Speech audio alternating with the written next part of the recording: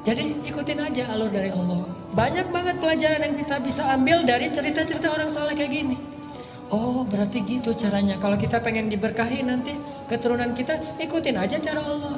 Dan Allah punya rahasia-rahasia surprise yang luar biasa dalam hidup kita. Kalau Allah udah berkehendak, kun, udah gak ada yang bisa mengubah.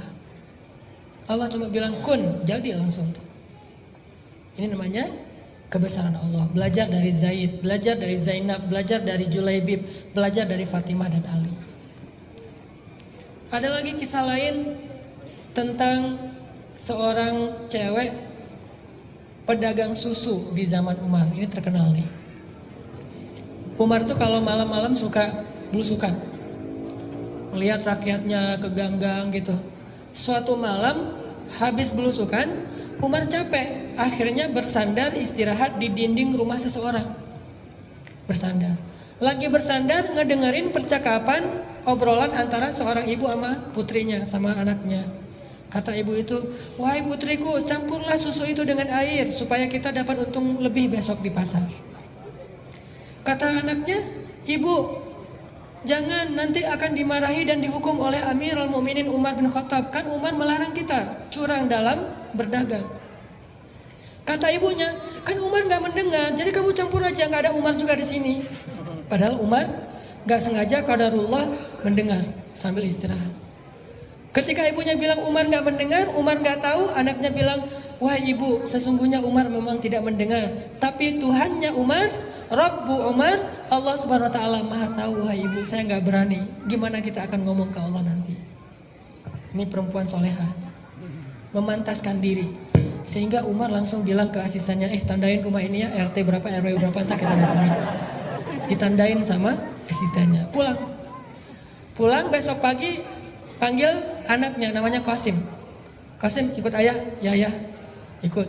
Gak dikasih tahu juga mau ngapain, ikut aja. Nih luar biasanya orang dulu. Datang, tok. Assalamualaikum, waalaikumsalam. Dibukain sama ibunya. Ngelihat Umar, langsung gemetaran ibunya teh. Tahu kalau dia bersalah. Umar minta izin masuk. Ada apa ya Amirul Mukminin? Apa yang bisa kami bantu? Kayak lebay gitu, namanya juga orang bersalah. Jadi cari-cari muka supaya dia nggak dihukum. Apa yang bisa saya bantu, wahai Amirul Mukminin? Ada masalah apa? Umar mengatakan, semalam saya nggak sengaja lagi istirahat bersandar di dinding rumah ibu, dan saya mendengar percakapan ibu dengan putri ibu tentang susu itu. Langsung dia nangis. Maafin saya wahai Amirul Mukminin, saya nggak jadi ngelakuin, saya dan segala macam, saya silap, saya maafin saya dan segala macam. Terus dia bilang, sesungguhnya Allah itu Maha Pengampun lagi Maha Penyayang. Sesungguhnya Allah itu Maha Pemaaf, kata si ibu ini. Dan Umar mengatakan, tapi Allah juga Maha Menghukum dengan hukuman yang berat. Jadi jangan cuma ngambil Asmaul Husna yang nguntungin kita. Kalau kita menganggap Allah Maha Pengampun, minta ampun.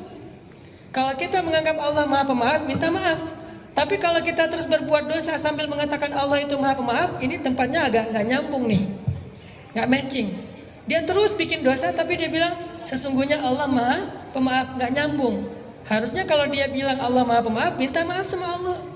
Kalau dia bilang Allah Maha Pengampun, istighfar kepada Allah, pasti Allah ampuni. Tapi kalau dia terusin dosanya sambil mengatakan Allah Maha Pengampun, dia tuh kayak memfitnah Allah. Atau ngenuduh Allah seolah-olah Allah itu kayak gak tahu apa-apa gitu. Dia mah orangnya polos, gak usah dihiraukan. Kan gitu kan ya? Seolah-olah Allah itu polos. Padahal ada nama lain, Allah juga dzuntiqam, Allah juga menghukum sesuai dengan dosanya. Tapi kalau minta maaf, Allah pasti maafin semua dosa tanpa ada pengecualian. Allah Maha Pengampun, Allah Maha Pemaaf, wahai Amirul Mukminin. Kata Umar, tapi Allah juga Maha Menghukum. Ya saya tahu, maafin saya. Kata Umar, udahlah kalau kamu udah maaf saya maafin. Tapi saya datang ke sini bukan pengen ngusut masalah itu. Saya takjub, kagum sama putri ibu. Putri ibu itu putri yang soleha. Ibu beruntung punya putri kayak dia. Dan saya akan sangat beruntung punya calon menantu seperti dia. Langsung ibu ini kaget, mau menikahkan putranya Umar dengan perempuan tersebut. Sehingga ibu ini langsung manggil putrinya, siapa gitu namanya. Panggil, datang ke sini. Terus Umar bertanya, wahai putriku, saya ingin menikahkan putra saya kepada kamu jika kalian dua-duanya setuju. Ini pernikahan dalam Islam. Bukan orang tuanya yang setuju, tapi anaknya. Sehingga Umar bilang kepada anaknya Qasim, coba kamu lihat kepada perempuan itu, apakah kamu tertarik dilihat malu-malu gitu. Dan dalam hadis Nabi, kalau kita pengen menikahi seorang perempuan, kita boleh melihat dia. Kepoin Instagramnya, itu boleh.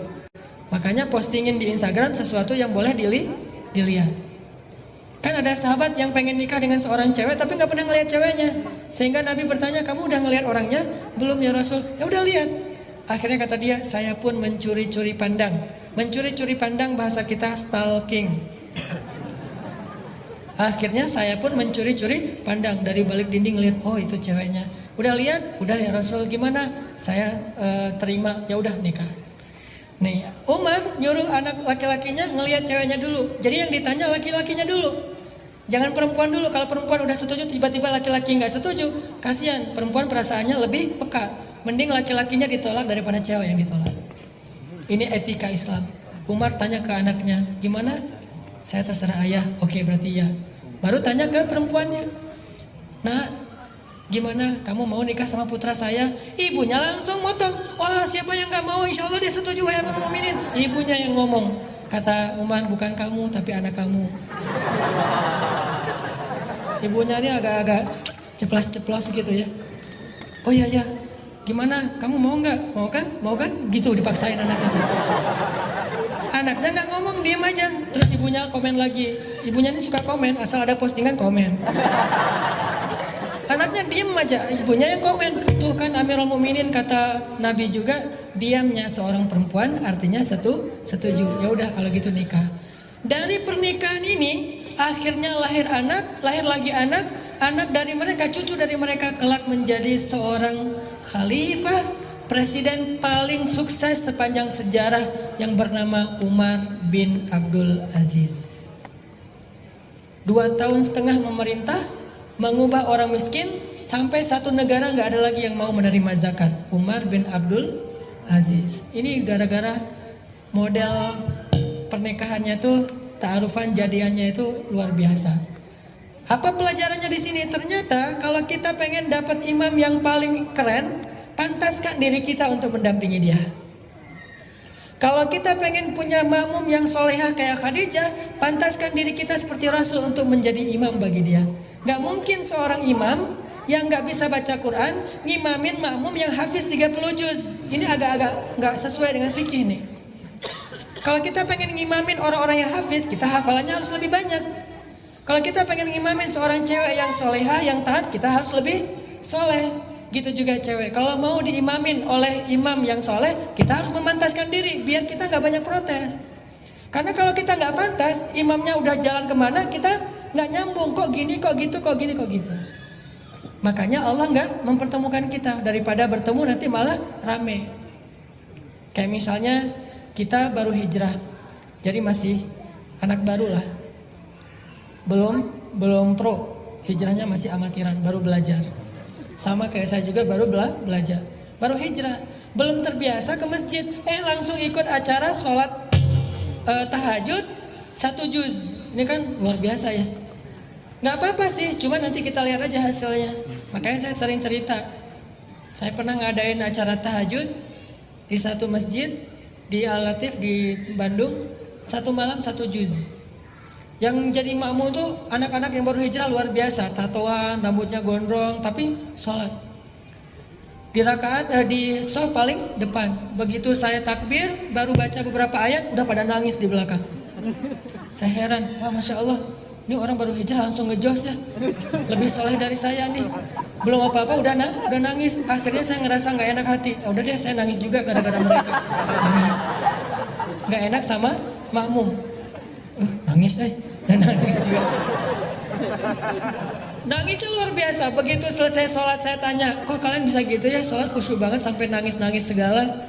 Ustadz, itu bukan khusyuk kata mereka. Ustadz bacanya kepanjangan. Ini nih kalau nggak nyambung makmum sama imam. Kenapa kok kita pengen punya imam yang sholat tapi belum datang juga? Karena mungkin kita belum menjadi seperti perempuan itu yang memantaskan diri buat dia. Kecuali kita pengennya yang biasa-biasa aja, besok juga bakalan datang. Karena kita pengennya terlalu tinggi, idealis, keren, berarti kita juga harus minimal mendekati. Saddidu wa qaribu, kata Nabi. Persiskan diri kalian, pantaskan diri kalian, atau minimal dekati sesuatu yang baik itu. Baru nanti dia datang. Jadi kalau pengen mempercepat kedatangan imam yang idaman itu, maka ayo kita akselerasi, memperbaiki diri sampai kita pantas bagi dia.